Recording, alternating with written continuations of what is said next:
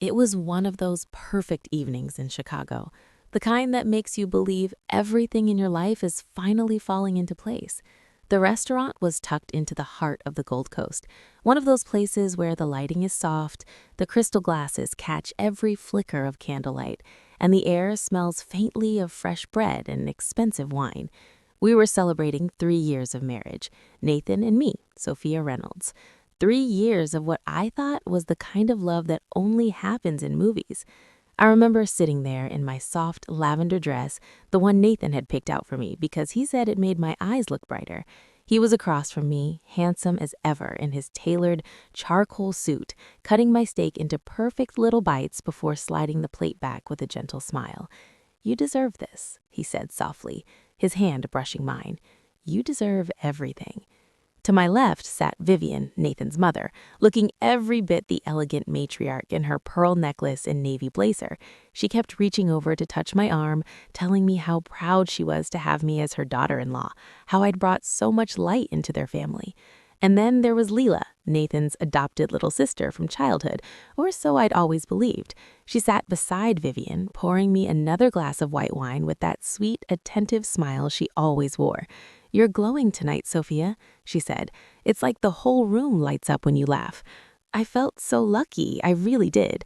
I'd inherited my father's biotech company after he passed, and while the responsibility was heavy, Nathan had been my rock. He never seemed to care about the money. He cared about me, about my headaches that had been getting worse lately, about making sure I took my vitamins every night, about holding me when the dizziness came.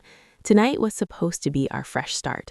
My health was improving, the company was thriving, and our little family felt unbreakable. We laughed over shared stories. Vivian told me again how Nathan had been such a quiet boy growing up, and Leela teased him about the time he tried to impress her by climbing a tree and fell right into a mud puddle. Nathan just rolled his eyes and squeezed my hand under the table. Everything felt warm, safe, real. As the meal wound down, the waiter cleared the plates, and Nathan reached for his card without hesitation. "I've got this," he said, like always. "You're not touching your wallet tonight." I smiled, leaned over, and kissed his cheek. He wrapped his arm around me as we walked out into the cool Chicago night, the wind off the lake carrying that crisp autumn smell. I didn't know then that the warmth I felt was only on the surface. I didn't know that the people I loved most were about to become strangers.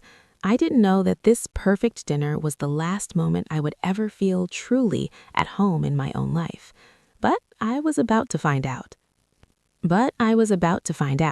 We were all bundled up and heading to the parking garage when I realized something was wrong.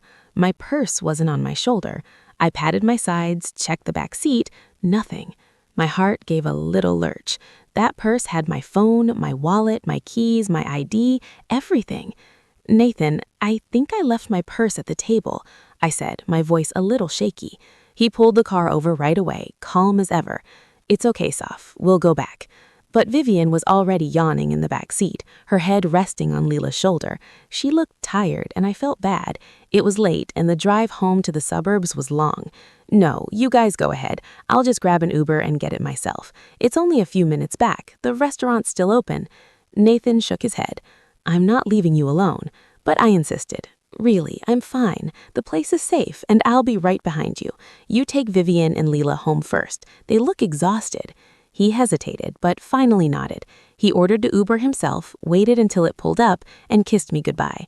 "Text me when you have it," he said, his voice full of that quiet concern I used to find so comforting. The ride back was quiet. I stared out the window at the city lights blurring past, replaying the evening in my head. Nathan's hand on mine, Vivian's proud smile, Leela's laughter. I smiled to myself. Maybe we'd finally start talking about kids soon. Maybe life would just keep getting better. The restaurant was quieter when I walked in. Most of the lights were dimmed, the dining room half empty. I headed straight for our corner table, hoping the purse was still there. But before I could reach it, a man stepped in front of me, middle-aged, impeccably dressed, the same manager who had greeted us earlier, Mr. Ellis. His face was different now. No warm smile, just tension. His eyes were wide, and there was a faint sheen of sweat on his forehead.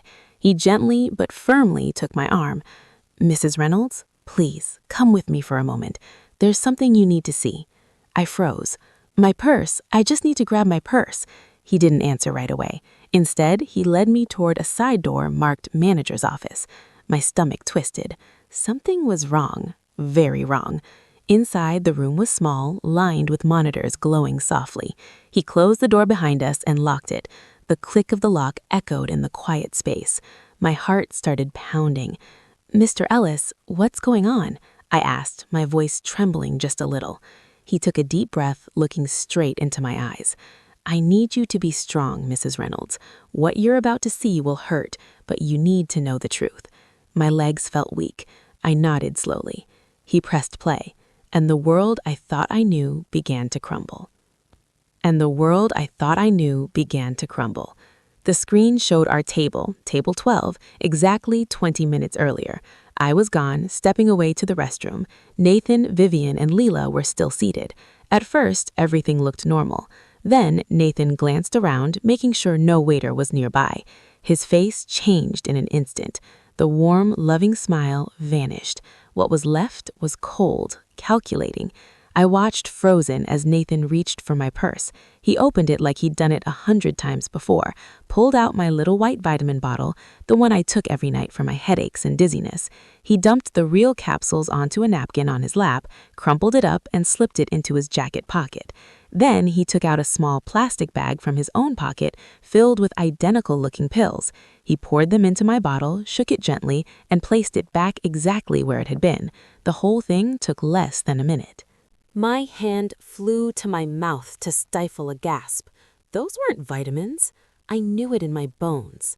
Then the camera caught Vivian, my mother-in-law, the woman who just called me her daughter, watched the entire thing. Instead of stopping him, she covered her mouth to hide a laugh.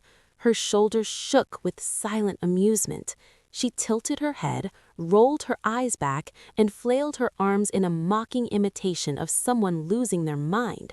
She pointed at my empty chair, still mimicking a crazy woman, as if it were the funniest joke she'd ever seen. Lila leaned in close to Nathan, whispering something. Even without sound, her expression was clear: pride. She patted his shoulder like he'd just pulled off a brilliant move.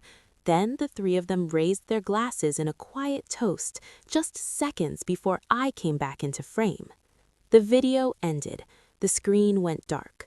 The office was silent except for the hum of the air conditioning and my ragged breathing. My legs gave out. Mr. Ellis quickly pulled up a chair before I hit the floor. I sat there, staring at nothing, tears streaming down my face. The people I trusted most, my husband, his mother, the girl I thought was family, had been poisoning me, not to kill me, to make me seem insane, to steal everything my father left me. Mr. Ellis spoke softly. "I have a background in pharmacy before I became a manager here. Those pills, they're strong psychotropics, illegal. Taken over time, they cause hallucinations, paranoia, confusion, everything you've been feeling for the past month.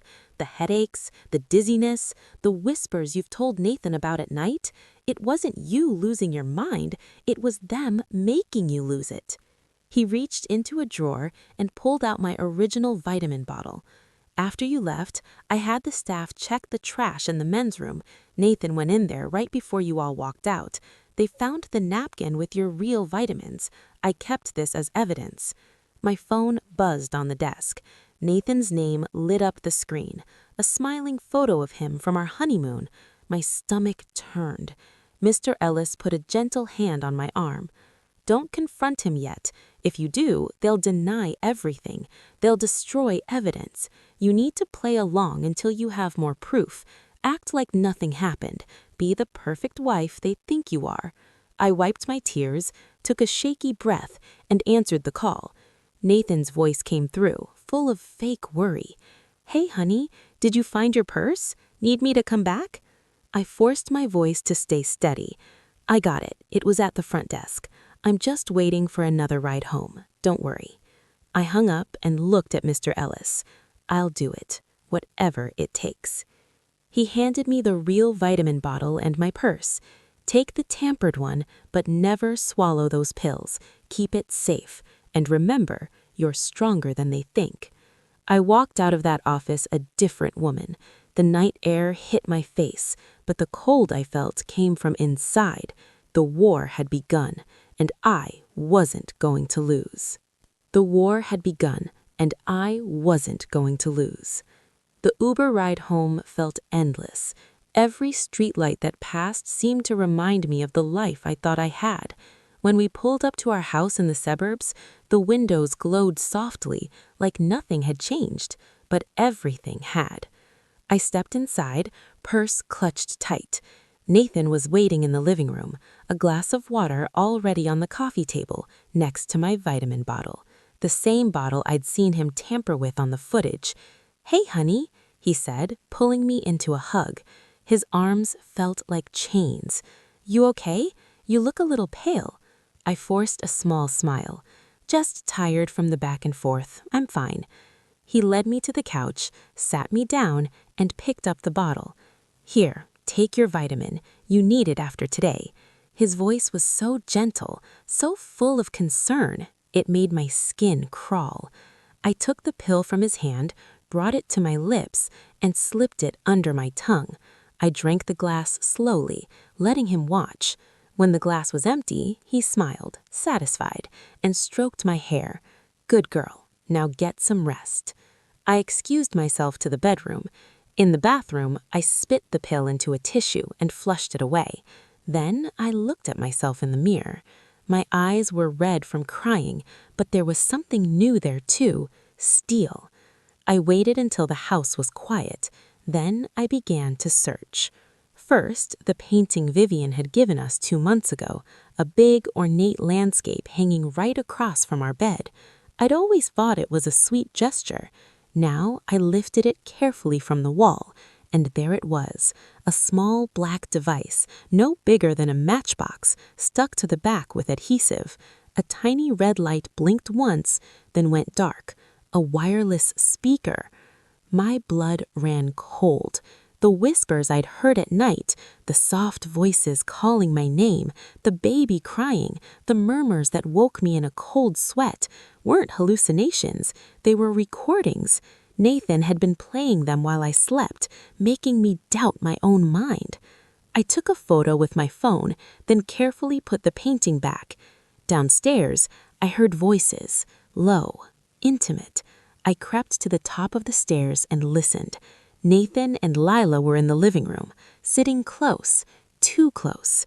She took tonight's dose. Tomorrow at the board meeting, it'll hit her hard. She'll fall apart in front of everyone. They'll have no choice but to agree to the conservatorship. Lila laughed softly. "I can't wait to stop pretending I'm her sister. I'm tired of playing nice in front of her. When we have control of the company, we'll take that trip to Europe, first class, all on her money."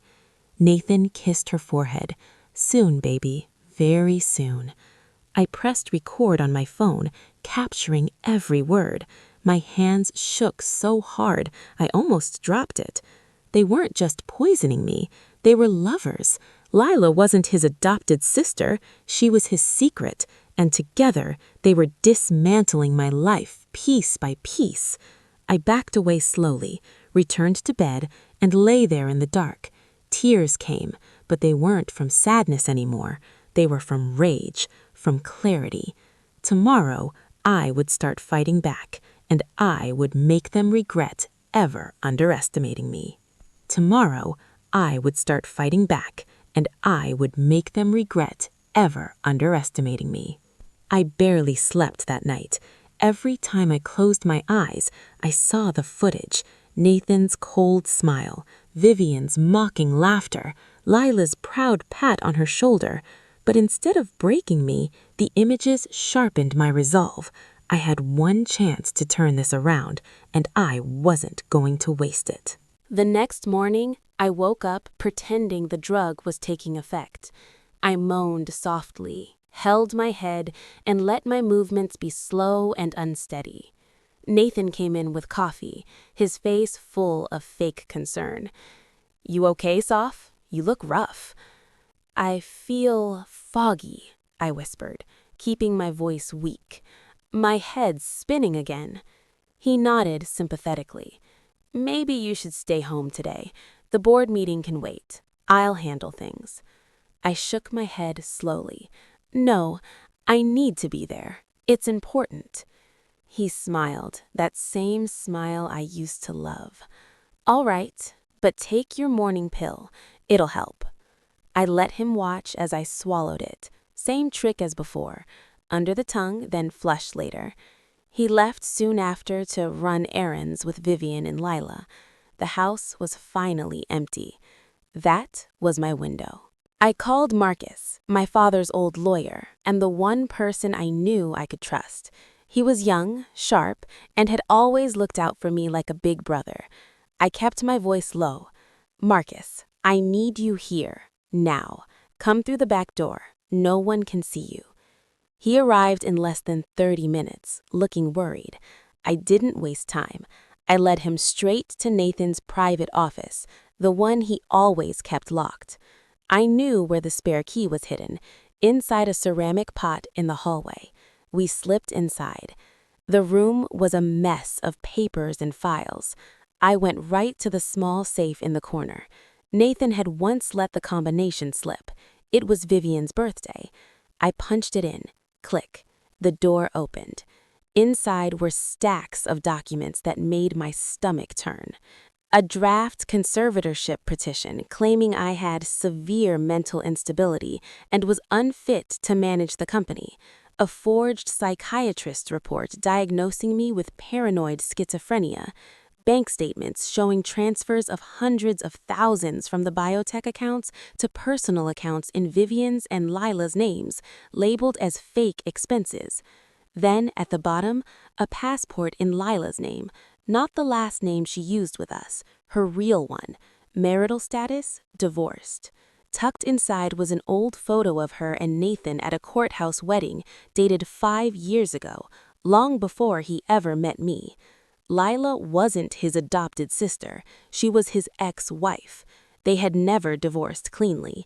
They had brought her into my home as family to help him steal everything. Marcus's face went pale. Sophia, this is felony-level fraud. We've got enough here to bury them. I nodded. Photograph everything. Take the originals of the most damning ones. We worked fast. Marcus slipped the key documents into his briefcase. Then we heard a car pull into the driveway. Nathan was back, way too early. Marcus froze. I can't go out the front. I pointed to the large closet in the corner. In there, quick. He ducked inside just as Nathan's footsteps came up the stairs. The office door opened. Nathan stood there, eyes narrowing. Sophia, what are you doing in here? The door was locked. My heart hammered. I turned slowly, letting my face go blank and confused. I heard voices. They told me to come in here. I was looking for you. I felt so alone. I stepped toward him, arms outstretched like a child. Please, the voices won't stop. His suspicion faded. A slow, satisfied smile spread across his face. He thought the drugs were finally working. He hugged me, stroked my hair. It's okay, honey. There's no one here. Let's get you ready for the meeting. He led me out, closing the door behind us, unaware that the man who could destroy him was hiding just feet away. He led me out, closing the door behind us, unaware that the man who could destroy him was hiding just feet away. The morning passed in a haze of pretense. Nathan left again to pick up Vivian, leaving me alone with my thoughts. I knew the board meeting was coming that afternoon, and they needed me to look broken, dizzy, confused, ready to hand over control. I wasn't going to give them that satisfaction. Around noon, I heard the front door open. Vivian's voice floated in, cheerful as ever. Sophia, darling, I brought your favorite, beef stew, just like you like it, extra spicy, the way you always ask. She carried in a stack of containers, her face beaming with that practiced warmth.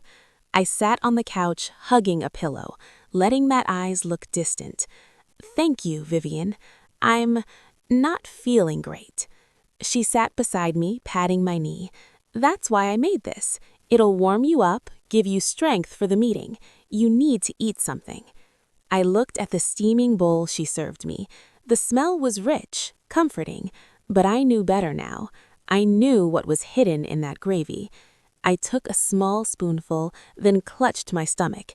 "I feel nauseous. The room's too stuffy. Can I eat on the back patio? Fresh air might help." Vivian hesitated, her eyes flicking over me. Then she nodded. "Of course, dear. Go ahead. I'll bring you water." As soon as she turned toward the kitchen, I moved.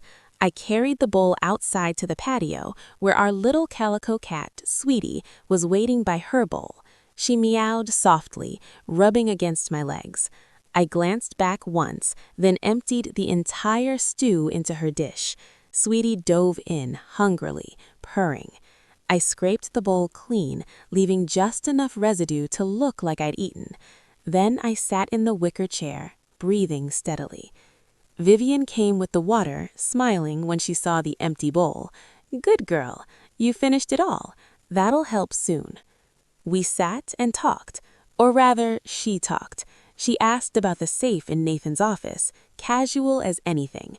"Do you ever go in there? I forget the combination sometimes." I shrugged, pretending to be foggy. "I don't remember." 15 minutes later, it started.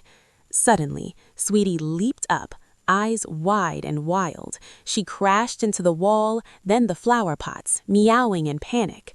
Her pupils dilated, huge, black swallowing the color. She spun in circles, chasing her tail, then collapsed, convulsing. White foam bubbled at her mouth. Vivian screamed and jumped on her chair, face ashen. She knew exactly what had happened. I stayed calm, standing up slowly. "Vivian, what's wrong with her? She must have eaten something bad outside." Vivian's hands trembled. "Probably rabies. We should go inside. Now." She pulled me back into the house, glancing at me every few seconds, waiting for the reaction that never came. The poison she fed me had killed an innocent cat instead, and she knew the plan was slipping. The poison she fed me had killed an innocent cat instead, and she knew the plan was slipping. The drive to the company headquarters downtown felt endless. Nathan sat beside me in the back seat, holding my hand like the perfect husband. Lila was up front, glancing back at us with that smug little smile. I leaned against Nathan, pretending to be weak, letting my head rest on his shoulder. He squeezed my hand reassuringly. Inside the skyscraper, the employees stared as we walked through the lobby. Whispers followed us, rumors Nathan had been spreading for weeks about my health issues. I kept my eyes down, my steps unsteady. Nathan guided me to the executive elevator like I was fragile glass. In the boardroom, the air was thick with tension. The long, oval table was surrounded by shareholders, directors, and key executives. They all looked at me with a mix of pity and unease. Nathan helped me into the president's chair at the head of the table, then sat beside me like the devoted vice president.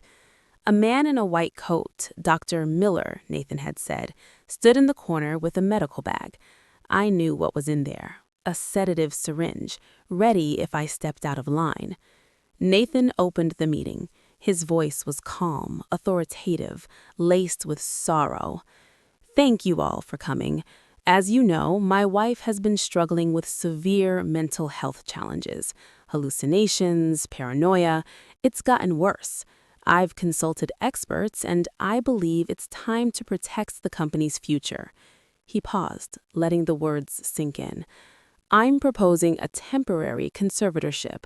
I'll take over decision-making and voting rights until Sophia recovers."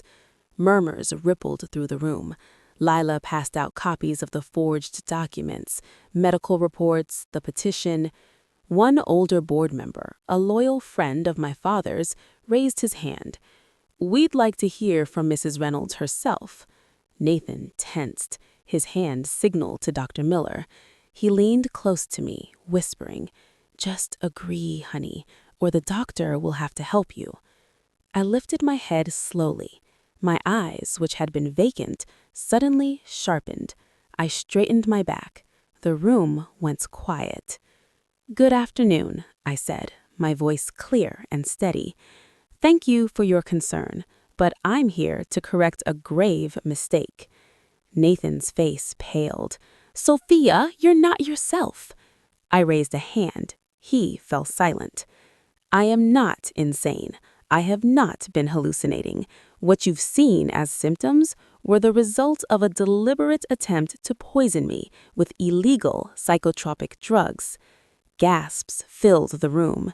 Nathan stood. "She's delusional. Doctor, now!" Dr. Miller started forward with the syringe, but the boardroom's doors burst open. Marcus walked in, flanked by 2 uniformed police officers and Mr. Ellis from the restaurant. I stood up. "I'm not the one who needs a doctor, Nathan. You are." Marcus turned on the projector. The first thing on the screen was the restaurant security footage. Clear, undeniable. Nathan tampering with my vitamins, Vivian laughing, Lila cheering him on. The room erupted. Nathan shouted, "That's fake. She paid someone to edit it." Marcus played the next file, the audio from last night. Nathan and Lila's voices clear as day. "She'll fall apart at the meeting, then we take the company. Europe all on her money." Silence fell like a hammer. I stepped forward. These pills were meant to make me seem crazy, so Nathan could gain control. But I never swallowed them, and I have lab results proving it. I showed the clean blood test, the analysis of the tampered bottle, then the financial records, embezzlement, fake transfers, Lila's real passport and wedding photo. Nathan's legs buckled. He dropped into his chair. One board member slammed the table. "Arrest him! This is fraud!" The officers moved in. But I had one last gift for Nathan. Earlier in the car, I'd slipped the same psychotropic dose into his water bottle, double strength. As the handcuffs clicked, Nathan's eyes widened. The room started to spin for him. Shadows twisted, faces morphed. He screamed, pointing at nothing. "Demons! They're coming for me!" He collapsed, babbling confessions, clawing at the air. The drug hit him like a freight train. I watched calmly. The man who tried to destroy my mind was now destroying his own in front of everyone who mattered. The boardroom descended into chaos. Nathan thrashed on the floor, screaming about demons and shadows. Officers restrained him while he babbled confessions, every detail of the plan spilling out in a frantic, broken torrent. Lila tried to run, but tripped and fell. The police had her in cuffs before she could stand. Dr. Miller was detained too, his medical bag confiscated. I stood there, watching it all with a strange calm. No joy, just relief, like a weight I'd carried for months had finally lifted. The board voted unanimously to freeze Nathan's access, launch a full audit, and pursue charges. Marcus handled the legal side with quiet efficiency. By the time the officers dragged Nathan out, he was still hallucinating, calling my name like I was a ghost. That same afternoon, police raided our house. Vivian was arrested on the spot, caught mid-sip of tea, her face frozen in shock. They found the leftover poison in her kitchen, jewelry receipts tied to company funds, and even the rat poison she'd mixed the doses. The neighbors watched as she was led away in handcuffs, her pearls glinting under the flashing lights. The trials came fast. Nathan got 12 years, attempted murder, fraud, embezzlement, and drug possession. Because of the overdose, he spent the first part in a psychiatric unit. They said he still screamed at night, convinced monsters were coming for him. Lila received 8 years, forgery, conspiracy, identity fraud. She'd been living a lie for years, pretending to be family while plotting with Nathan. In prison, the luxury she craved was gone. She worked in the laundry, hands that once held designer bags, now scrubbing stains. Vivian got 5 years. Her age spared her more, but the real punishment was the loss of everything. Her home was seized, her jewelry confiscated, her social circle vanished. She spent her days alone in a cell. The proud mother reduced to nothing.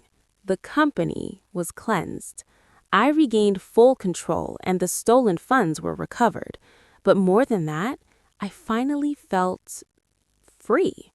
A month passed like a slow, gentle breath after holding it for too long. The headlines faded, the scandal became yesterday's news, and I began to rebuild, not just the company, but myself. One quiet afternoon, I drove back to the restaurant where it all began. The place looked the same: warm lights, soft music, that familiar scent of fresh bread. But I felt different. No fear, no dread, just a quiet strength I hadn't known I had. Mr. Ellis was waiting at table 12, the same one we'd sat at that night. He stood when he saw me, his smile genuine and warm. We sat down, and for the first time, I spoke without pretense. "I came to thank you," I said. "If you hadn't shown me that footage, I don't know where I'd be right now." He shook his head. "I just did what was right, anyone would have." But I knew better. I reached into my bag and handed him an envelope. Inside was a deed, not for money, but for ownership. I'd quietly bought a majority stake in the restaurant from the retiring owner, and my first act as partner was to name Mr. Ellis Chief Operating Officer with a significant share of the business. His eyes widened. "Sophia, this is too much." "It's not," I said softly. "You didn't just save my life from poison, you saved me from a life of lies. Without you, I'd still be trapped." He accepted with tears in his eyes. We toasted with orange juice, pure, clean, no hidden threats. "To new beginnings," I said, "and to the good people who appear exactly when you need them. To you, Sophia, the strongest woman I've ever met." As I left the restaurant that day, the wind felt lighter on my face. I looked up at the Chicago sky, clear, endless.